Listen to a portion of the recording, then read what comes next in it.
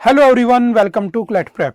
जैसा कि आप सभी को पता है, हम डेली न्यूज एनालिसिस करते हैं, फैक्चुअल एनालिसिस करते हैं और उसके साथ साथ 20 क्वेश्चंस की प्रैक्टिस भी करते हैं। तो चलिए उसी सीक्वेंस को कंटिन्यू रखते हैं। आज कौन सा दिन है? तो आज 22 दिसंबर 2025 और देखते हैं आज के क्वेश्चंस। पहला है, Antariksh Prayogshala is an initiative of which organisation. तो किस ऑर्गेनाइजेशन का इनिशिएटिव है? तो ये हमने डिस्कस किया था ऑलरेडी। ये इन स्पेस लेकर आया था, Indian National Space Promotion and Authorisation Centre, जिसका काम ये है कि हमें कुछ इंस्टीट्यूशंस के अंदर, कुछ कॉलेजेस यूनिवर्सिटीज़ के अंदर क्या करेंगे, हम लेबोरेटरीज लगाएंगे, स्पेस लैब्स, ताकि बच्चों का अट्रैक्शन बढ़ सके टुवर्ड्स स्पेस इंडस्ट्री। ठीक है, चलते थोड़ा आगे। Who has been appointed captain of India's squad for ICC T20 World Cup 2026? तो कौन बनाए गए हैं? तो याद रखना, सूर्य कुमार यादव को भारत का कैप्टन बना दिया गया है। ठीक है, जो 2026 में हमारा T20 वर्ल्ड कप होने वाला है। National mathematics day is observe on 22 दिसंबर। तो आज क्या है? तो आज नेशनल मैथमेटिक्स डे है। किसकी याद में मनाया जाता है? तो याद रखना, Srinivasa Ramanujan. Option number C is the right answer. Simple one liner में ध्यान रखना।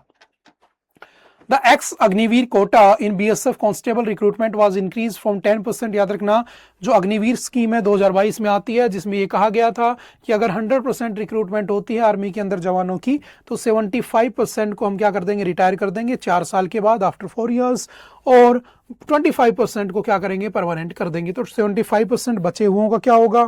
ठीक है, एम्प्लॉयमेंट का क्या होगा? तो बहुत सी जगह पर कहा गया, बहुत से स्टेट गवर्नमेंट ने कहा कि हम अपने पुलिस रिक्रूटमेंट में, या बीएसएफ इन्होंने कहा कि हम उनको क्या कर देंगे? रिजर्वेशन दे देंगे। तो सिमिलरली बीएसएफ ने 10% कोटा को इंक्रीज करके अभी कल से क्या कर दिया है? 50% कर दिया है। ठीक है, तो 50% quota will be reserved for the ex Agniveer in BSF constable recruitment process. Jiyo Parsi scheme, देखो जियो पारसी स्कीम सिंपल समझ में आ रहा होगा, पारसी लोगों के लिए है कि जो पारसी लोग हैं उनकी पॉपुलेशन बहुत कम होती जा रही है, तो उनके लिए एक स्कीम आई कि उनकी हेल्थ फैसिलिटीज़ को ध्यान रखना जाए, उनकी हेल्थ को ध्यान रखा जाए। ठीक है, ज़्यादा वो उनकी पॉपुलेशन को बढ़ाया जाए कैसे भी करके, ठीक है, ताकि वो एक्सटिंक्ट होने से बचे।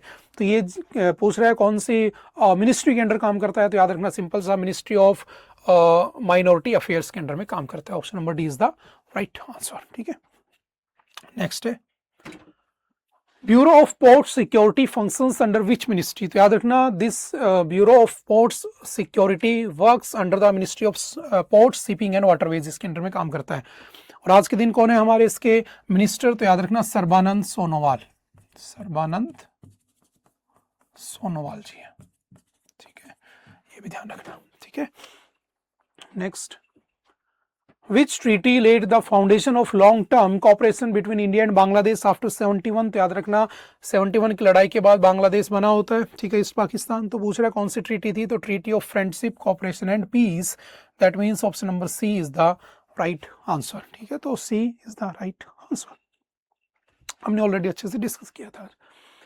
During the 1971 इंडो-पाकिस्तान war, which Indian military operation supported Bangladesh liberation. तो कौन सा था जो बांग्लादेश को सपोर्ट कर रहा था? तो हम मेघना रिवर के थ्रू होते हुए कहाँ गए थे? बांग्लादेश, और वहाँ पर लोगों को सपोर्ट किया होता है हमारी आर्मी ने। तो उसका ऑपरेशन का नाम था ऑपरेशन मेघना। That is option number C is the right answer. जो हमने उनकी हेल्प करके उनकी तरफ से लड़े होते हैं, बेसिकली ऐसा है। ठीक है, the surrender of Pakistani forces in East Pakistan in December 1971 took place at which location. कहां पर हुआ था? तो याद रखना, Dhaka. Option number B is the right answer, and Dhaka is the capital of Bangladesh, ये भी आपको पता है। द 2015 लैंड बाउंड्री एग्रीमेंट, जो कि 2015 में हुआ था between India and Bangladesh, primarily resolve issues, कौन से इश्यूज को रिजोल्व किया गया था? Exchange of enclaves and adverse possessions. ठीक है, 2015 में होता है लैंड बाउंड्री एग्रीमेंट। नेक्स्ट चलते हैं, एकलव्य मॉडल रेजिडेंशियल स्कूल, ये भी हमने आज डिस्कस किया था, EMRS। ठीक है, जो कि 1997-98 के बजट में आए थे। ठीक है, जिसमें शेड्यूल ट्राइब के बच्चों को बेसिकली रेजिडेंशियल स्कूल की फैसिलिटीज़ प्रोवाइड कराई जाती हैं। तो पूछ रहा है कि किसके अंडर काम करता है? तो याद रखना, मिनिस्ट्री ऑफ बेसिकली किसके लिए? For the education of which group, किसके लिए? तो याद रखना, शेड्यूल ट्राइब, STs के लिए है। ठीक है, ना कि माइनॉरिटीज़ के लिए। ठीक है, C is the right answer. EMRS are implemented under the administrative of which ministry. तो मिनिस्ट्री कौन सी हो जाएगी? Ministry of tribal affairs. ठीक है, और अगर पूछ ले यहीं पर, जवाहर नवोदय विद्यालय जो थे JNV, जो 1986 में आए थे, वो किस लिए थे? For the two find out the rural talent, है ना, गांव के बच्चों को निकाल कर उनको अच्छे से पढ़ाना था। तो उसके लिए 1986 में जवाहर नवोदय विद्यालय आया था, वो मिनिस्ट्री ऑफ एजुकेशन के अंडर में काम करता है। बट ये जो EMRS है बेसिकली, जो कि ट्राइबल अफेयर्स के अंदर आता है और ट्राइबल बच्चों के लिए काम करता है, मिनिस्ट्री ऑफ ट्राइबल अफेयर्स के अंडर में काम करता है, ठीक है। What is the target strength of students in the typical EMRS as per the government guidelines? तो कितने होने चाहिए maximum 480, B is the right answer, ठीक है। एक क्लास में 60 बच्चे और मैक्सिमम आपके 480 होने चाहिए। Indian railways was established in which year?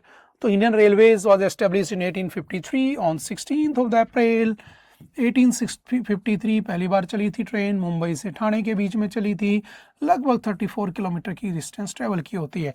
और न्यूज़ ये थी आज की रेलवे ने फेयर बढ़ा दिया है, ठीक है, फीस हाइक की है, तो इस वजह से न्यूज़ में आ गया था।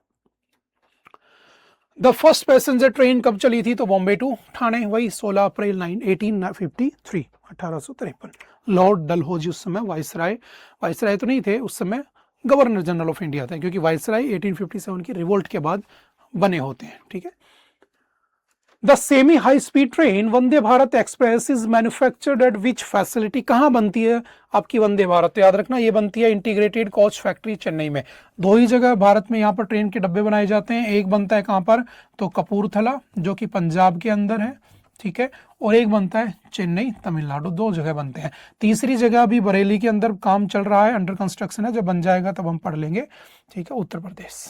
लेकिन अभी दो जगह ही बनते हैं, ठीक है, ये भी ध्यान रखना।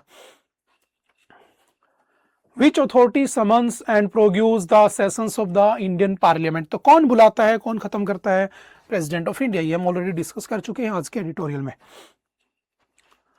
Maximum gap permitted between two sessions of the parliament is 6 month, इससे ज़्यादा नहीं होना चाहिए, ये भी हमने आज डिस्कस कर लिया था, क्योंकि विंटर सेशन खत्म हो चुका है, ठीक है। फिर आएगा बजट सेशन, देन फिर आ जाएगा मानसून सेशन, 3 ही होते हैं। Who decides whether a bill is a money bill in case of the dispute? तो याद रखना स्पीकर ऑफ लोकसभा वही डिसाइड करता है कि कोई बिल मनी बिल है या नहीं है। और मनी बिल अगर है तो वो कहाँ पर आता है? लोकसभा में आता है, और राज्यसभा में जाता जरूर है, 14 डेज में पास हो तो ठीक है, वरना पास मान लिया जाता है, ठीक है। बट कौन डिसाइड करता है कि bill is a money bill और नॉट? स्पीकर ऑफ लोकसभा, जो कि आज के दिन ओम बिरला है। During a joint sitting of parliament who presides over the और सेशन, कौन प्रिसाइड करता है सेशन पे? तो याद रखना ज्वाइंट सिटिंग में स्पीकर। बट ज्वाइंट सिटिंग बुलाता कौन है? Article 108 of the Indian constitution के अंडर काम करता है, तो बुलाता प्रेसिडेंट है, बट उसको प्रिसाइड कौन करता है? स्पीकर ऑफ लोकसभा, ठीक है, ये भी ध्यान रखना। चलते हैं नेक्स्ट। ओके, आई थिंक आज के लिए इतना ही था। आई होप कि आपको बातें समझ में आई होंगी। फिर भी अगर किसी तरह का डाउट रहता है तो आप एनी टाइम आकर मिल सकते हैं, पूछ सकते हैं और अपने डाउट को क्लियर कर सकते हैं। ओके, बाय बाय, मिलते हैं दोबारा से फिर कभी किसी नेक्स्ट लेक्चर में। Thank you, have a nice day.